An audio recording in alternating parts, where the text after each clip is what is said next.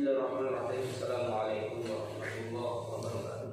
Waalaikumsalam warahmatullahi wabarakatuh. Innal hamdalillah wassalatu wassalamu ala Rasulillah wa ala alihi washabbihi ajma'in. Asyhadu an la ilaha illallah wahdahu la syarika lah wa asyhadu anna Muhammadan 'abduhu wa rasuluh. Allahumma shalli wa sallim ala nabi habibina wa syafi'ina wa maulana Muhammad wa ala alihi washabbihi ajma'in. Alhamdulillah, tadi kita sudah dengarkan pembacaan ayat 259 surat Al-Baqarah, juga hadis tentang kesederhanaan di dalam beribadah kepada Allah Subhanahu wa taala. Dalam arti kesederhanaan di sini adalah tidak memaksakan diri dalam konteks di mana kondisi kita dalam keadaan yang lelah. Dan dalam surat Al-Baqarah tadi perlu kita juga maklumi bahwa Al-Quran ini adalah kalamullahul munazzal ala Muhammadin lita'abbadu bi tilawatihi. Itu firman Allah yang diturunkan kepada junjungan kita Nabi besar Muhammad SAW, ta'abbadu bi tilawatihi, dan menjadi ibadah bagi orang yang membaca. Nah, artinya karena ini adalah merupakan kalamullah, maka mengandung kepastian kebenarannya. Ya, sekali lagi saya katakan bahwa karena ini adalah merupakan kalamullah, maka mengandung kepastian kebenarannya, tidak diragukan. Nah, kenapa? Karena di dalam kisah di ayat 259 ini adalah sesuatu yang secara nalar kita, logika kita mustahil. Karena ini kejadian luar biasa dan tidak bisa berlaku secara umum. Artinya tidak mungkin kejadian ini bisa direkayasa oleh kita atau oleh makhluknya dalam konteks di dalam menghidupkan seperti tadi keledai yang sudah tulang belulang, bahkan tulang belulangnya itu berserakan di sekitarnya Ujair ini, kemudian disatukan kembali, kemudian tulang itu dibangun kembali, dia berdiri dalam keadaan masih dalam bentuk tulang, kemudian Allah bungkus tulang itu, ya. Tentu prosesnya dapat kita bayangkan bagaimana tulang yang tidak berdaging kemudian dirubah oleh Allah menjadi dilengkapi dengan daging-daging, ya, kakinya, badannya, semua, ya, kaitan dengan tubuhnya. Keledai ini kemudian menjadi sebuah keledai yang utuh kembali. Nah, ini kan sesuatu yang menurut ukuran akal kita nggak akan bisa sampai. Dia masa sih begitu kan gitu. Kemudian setelah utuh menjadi sebuah keledai kembali, itu ditiupkan rohnya, hiduplah keledai ini. Nah, ini kan sebuah kejadian yang luar biasa. Kalau diceritakan kepada orang, ya, misalnya contoh Pak Aris ini baru mengalami kejadian seperti itu, kemudian diceritakan ke saya, belum tentu saya juga apa iya sih benar begitu kan gitu. Makanya kenapa tadi dikatakan bahwa Quran itu adalah kalamullah mutlak kebenarannya, karena mungkin Allah menceritakan sesuatu hal-hal yang memang tidak benar kan begitu. Berarti kandungan cerita ini adalah sesuatu yang kebenarannya harus kita yakini bahwa disitulah terdapat di mana Allah Maha Kuasa atas segala sesuatu. Kemudian kisah ini juga berlalu kejadiannya 100 tahun. Kita hidup 70 tahun, 60 tahun. Nah, ini kan juga hal yang luar biasa. Bagaimana mungkin seorang yang sudah dalam kondisi meninggal, ya, kemudian dihidupkan dalam waktu 100 tahun setelah itu. Ya, seharusnya kan kita dapat memahami bahwa orang kalau sudah 100 tahun meninggal, secara alamiahnya sudah tidak ada daging juga kan gitu. Tidak punya juga fisik sudah tidak, tinggal tulang belulang lah ya. Dan itu pun kalau tulang belulang itu tahan cuaca ya masih bisa dilihat. Tapi kalau tulang belulang itu tidak lagi mampu menahan panas, hujan, ya pasti lari dengan bumi. Ya, artinya kan kalau kita lihat fosil-fosil yang digali oleh orang-orang para ilmuwan itu kan walaupun sudah ribuan tahun masih bisa juga dilihat atau digali kembali. Nah, artinya kan dari sisi teknologi, dari sisi keilmuan, dari sisi kemampuan tulang itu bertahan ratusan tahun itu juga bisa diakui kebenarannya. Kemudian yang menjadi persoalan di sini adalah dari rangka manusia yang 100 tahun sudah tidak punya daging apa-apa ini, kemudian juga Allah hidupkan. Bahkan diceritakan di ayat ini mulai dari matanya dulu gitu. Matanya Mujair ini dihidupkan lebih dulu supaya dia bisa menyaksikan bagaimana tubuhnya itu kembali memiliki daging, berproses ya melengkapi dengan segala ya bagaimana situasinya ya kita hanya bisa membayangkan bahwa bagaimana Allah setelah menghidupkan matanya itu kan ya kalau kita lihat robot-robot dalam dimensi film-film yang dibuat oleh kita atau manusia sekarang ini robot dengan mata yang saja dia bisa bergerak sendiri kan gitu. Nah, artinya kan di sini tergambar oleh kita bagaimana mata yang tadinya ya hanya sebuah tengkorak saja kemudian diadakan matanya oleh Allah Subhanahu wa taala, kemudian mata itu dapat menyaksikan proses kembalinya tubuhnya itu, dagingnya segala yang tadinya mungkin dipakai kemudian kembali lagi seperti semula.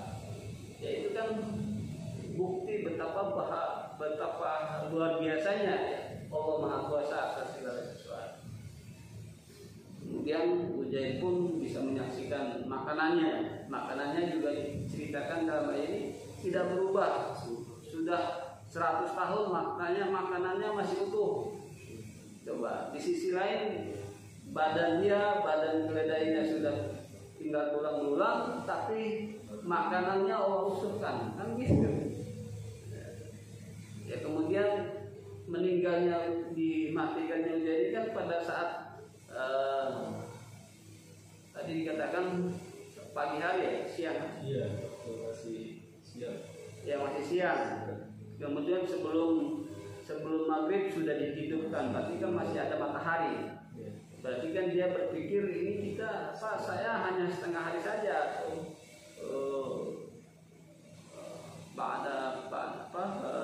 pada yaum satu hari lah atau setengah hari. Artinya kan dia masih menyadari bahwa dia berpikir tadi dia mati atau tidur itu ya dari waktu siang, kemudian ini saya masih ada matahari, berarti kan setengah hari lah. Nah ini di sini dapat kita pahami bahwa disitulah ternyata ya makanya kan orang yang soleh di dalam alam barzakh nanti walaupun dia meninggal ribuan tahun atau ratusan ribu tahun dari zamannya Nabi Adam sampai kita ini ya kan meninggalkan mereka juga di alam barzakh kan juga sama menunggu ya. Meninggalnya Qabil ya, manusia pertama yang meninggal saat ribut dengan Habil itu ya, dia sudah 1000 berapa ribu tahun dari zaman Nabi Adam sampai kita ini. Jadi kan sudah sekian lama dia meninggal. Tapi pada saat nanti dibangkitkan, orang semua menyatakan bahwa kita belum lama kita ada di sini. Jadi semua mengatakan bahwa kita baru beberapa hari saja ada di sini. Karena ini tadi walaupun begitu lama, tapi kalau diberi sebuah kenikmatan dalam alam barzah, alam kubur, ya dia merasakan waktu itu tidak panjang. Tapi sementara bagi orang-orang yang banyak dosanya, ya tentu merasakan berbeda, karena dia dihadapkan dengan persoalan-persoalan alam barzah itu. Ada juga diriwayatkan beberapa hadis sahih tentang siksa kubur. Ya berarti kan ada sebuah peristiwa di mana dalam alam barzah pun orang mengalami kondisi yang tidak nyaman, sehingga dia merasakan begitu lamanya kebangkitan. Nah, ini beberapa hikmah yang kita ambil dalam kisah ini, menunjukkan bahwa Allah Maha Kuasa, sehingga ditutup ayatnya Allah Maha Kuasa ala kulli syai', atas segala sesuatu. Ya, artinya tidak ada yang mustahil bagi Allah di dalam menghidupkan kembali tulang belulang yang sekian ribu tahun itu telah meninggal. Ya. Kemudian juga tidak ada yang sulit bagi Allah untuk menghadirkan kembali ya badan kita, daging-daging yang tadinya sudah dimakan oleh tanah itu, ya itu Allah mampu untuk menciptakannya kembali. Nah, ini betapa besar ya, betapa besar nilai keimanan dalam kisah ayat ini, karena hanya bagi orang-orang yang amanu billah dia bisa memahami bahwa ini adalah sebuah kebenaran, bukan sebuah kedustaan yang masa iya sih bisa begitu kan begitu. Tapi kalau bagi orang-orang yang tidak beriman, ya pasti dia bicaranya seperti mana mungkin bisa seperti itu. Banyak kisah-kisah di dalam Quran itu nanti juga dia dijawab oleh ayat selanjutnya. Orang-orang yang tidak beriman itu pasti mengatakan itu hanya sebuah cerita fiktif lah, gitu. Mana mungkin lah, nggak orang umum ini, ya nggak benar ini. Bagaimana sih orang udah tinggal tulang kok bisa disulap? Nah itu kan beberapa bentuk di mana orang-orang yang tidak menurut Quran ini ya tidak bisa memahami kebenaran dari kisah ini. Tapi bagi kita ini menunjukkan betapa luar biasanya ya, bahwa di mana Allah Maha Kuasa atas segala sesuatu, sehingga membuat kita ini ya hilang keraguan-keraguan bagaimana tentang kebenaran adanya Allah itu. Sampai juga dibandingkan oleh dalam tafsir Ibnu Katsir ini, kisah ini dengan kisahnya Nabi Ibrahim tatkala diperdebatkan oleh kaumnya tentang Allah kan gitu. Dan sebelumnya Ibrahim juga sama melihat matahari, ini yang besar, ini Tuhan saya. Tapi tatkala matahari itu tenggelam, ya dia juga saya tidak beriman kepada yang tenggelam atau yang berubah. Dia bintang, dia juga begitu. Tatkala bintang hilang, ya dia tidak beriman. Dia bulan sama juga. Kemudian dia tegaskan, ini wajahnya lillahi fataras samawati wal ardh hanifan musliman wa ma ana minal musyrikin. Nah, itu konsep di mana Nabi Ibrahim menetapkan bahwa oh iya, ternyata yang tadi saya lihat apa segala itu tidak mungkin Tuhan itu hilang atau mati atau bagaimana. Ya, dia meneguhkan prinsipnya bahwa saya menghadapkan wajah saya, keimanan saya pada Tuhan semesta alam yang memang oleh zamannya Nabi Ibrahim itu sendiri ya tidak dipercayai yang itu. Sampai Ibrahim pun untuk mempertanggungjawabkan kesaksiannya itu ya sampai harus dibakar ya, oleh Namrus. Kemudian dengan izin Allah ya, Umi baradan wa salaman ala Ibrahim. Kemudian Allah berfirman kepada api, Qul ya nar kuni baradan, jadilah kamu dingin ala Ibrahim, kepada Ibrahim. Jadi api unggun yang luar biasa besar itu Nabi Ibrahim diletakkan di tengah-tengahnya, kemudian dibakar ya, tumpukan api itu menjadi api unggun yang besar.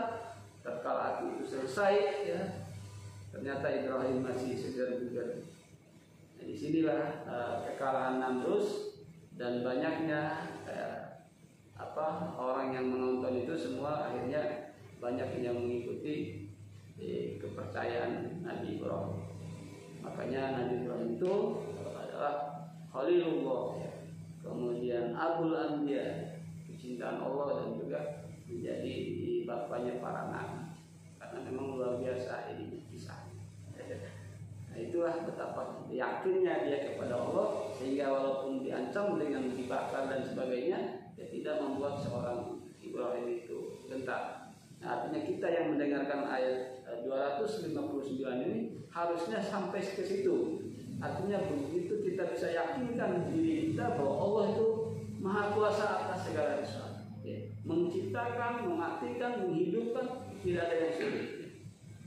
Dalam surat Al-Baqarah yang biasa juga saya baca tatkala sholat itu, ya, juga Allah berikan gambaran bahwa Allah mematikan, kemudian menghidupkan kembali, ya, kemudian mematikan lagi, kemudian dia menghidupkan kembali.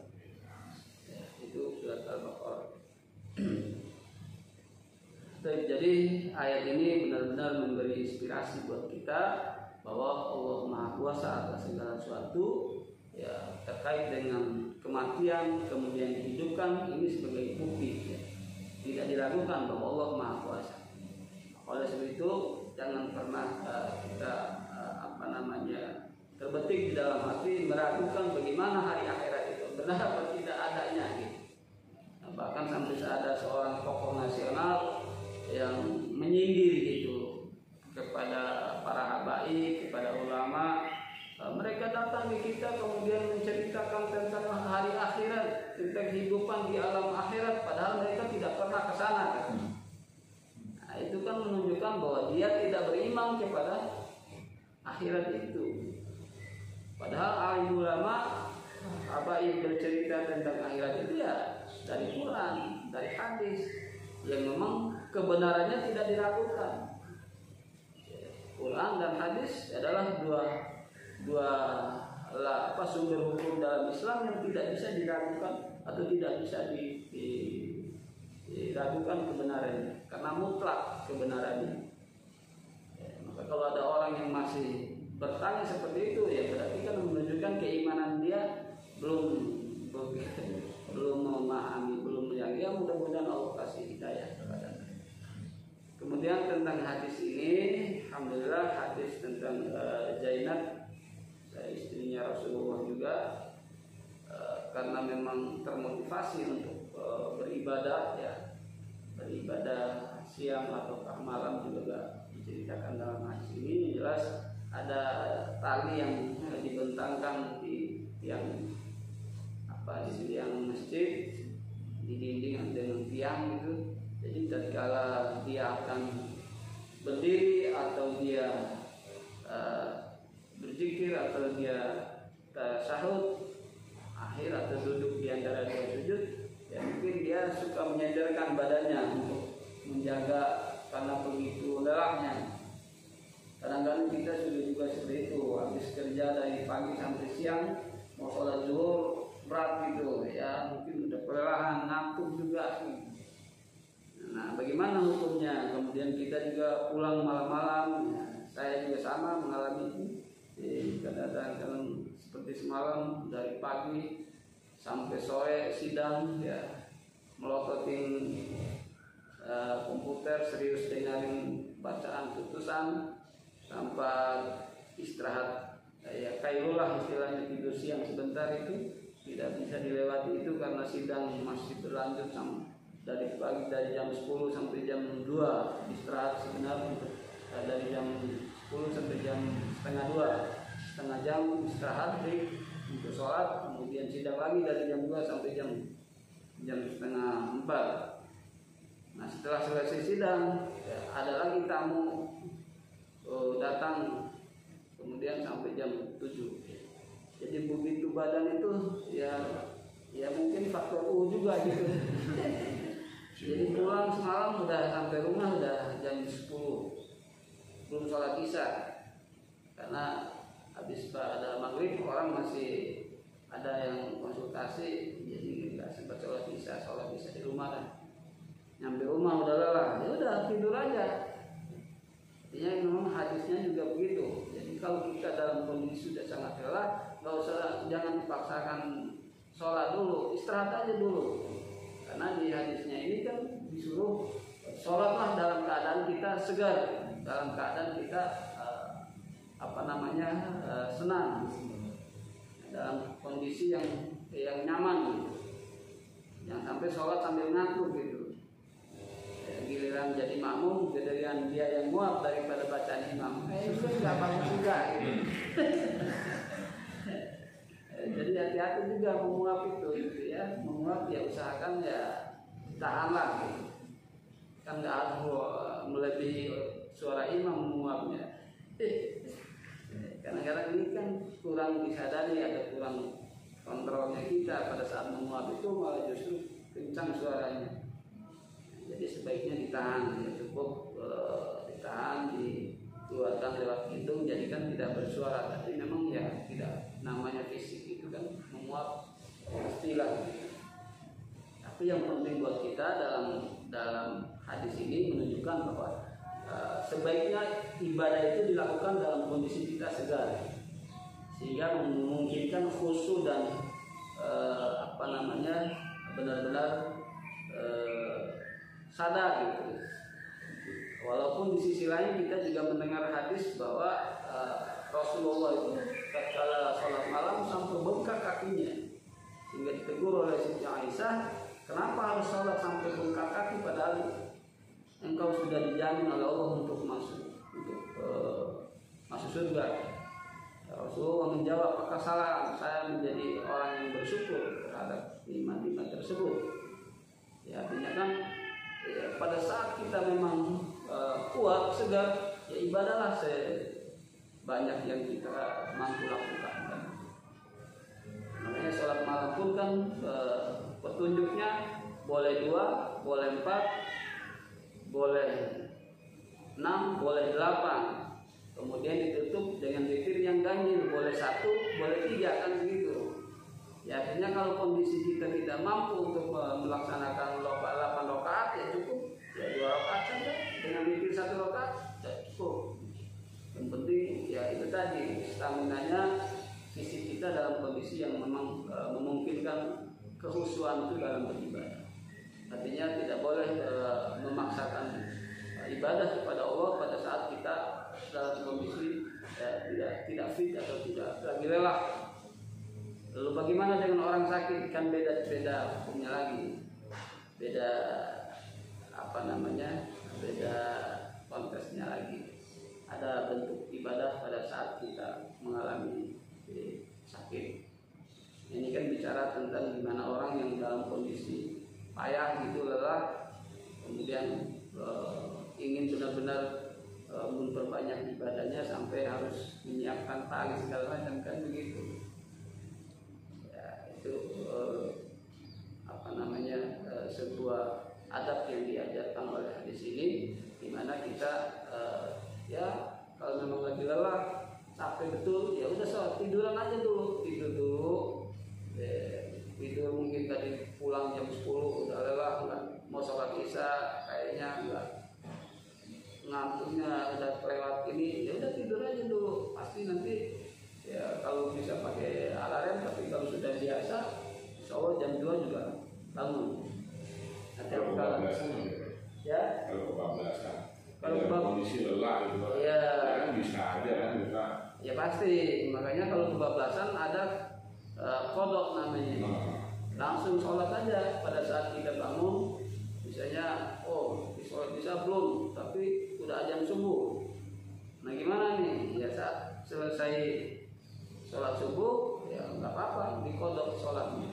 Sholat isya yang tidak dilaksanakan. Bapak kan katanya habis sholat subuh nggak boleh sholat lagi.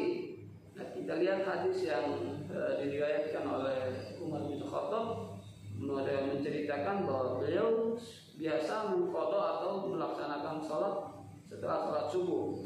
Artinya setelah sholat subuh itu masih ada disunahkan untuk sholat sunnah atau pada sholat. Ada larangan memang tidak dibolehkan, itu kan khawatirkan sholat subuh itu berbarengan dengan terbitnya matahari. Nah, kalau yang biasa yang pernah sholat di Masjidil Haram, subuhnya itu mereka sudah mendekati akhir waktu. Ya, kalau kita di sini kan tepat masuk waktu, di sana lama nunggunya. Orang sholat sunnah dulu lama pokoknya sekitaran jam 5 lebih itu baru sholat subuh. Sehingga tidak lama dari sholat subuh itu udah terbit matahari. Makanya kalau masih ada waktu kayak begitu ya sebaiknya sebelum sholat subuh ya bisa qadha dulu kebablasannya. Karena kan itu kan kebablasan bukan karena kemaksiatan ya. Ada lagi bentuk larangan qadha itu boleh nggak bagi yang habis dugem gitu. Habis dugem pulang sampean apalagi sambil mabuk gitu ya itu beda cerita ya. Nah itu beda lagi nanti.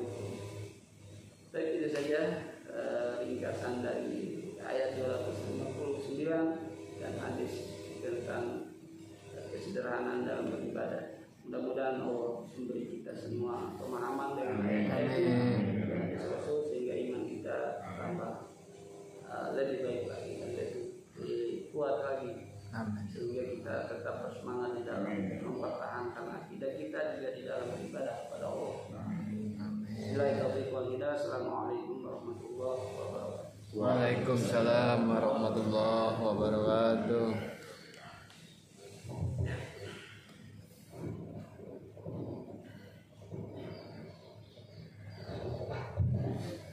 Alhamdulillah, terima kasih sekali Pak Haji Abu atas penjelasannya. Dan kita makin pertama ya iman kita mengenai Al-Quran dan hadis yang menjadi pegangan hidup kita. Baik, kita tutup kajian pada pagi hari ini dengan doa kafaratul majlis. Subhanallah wa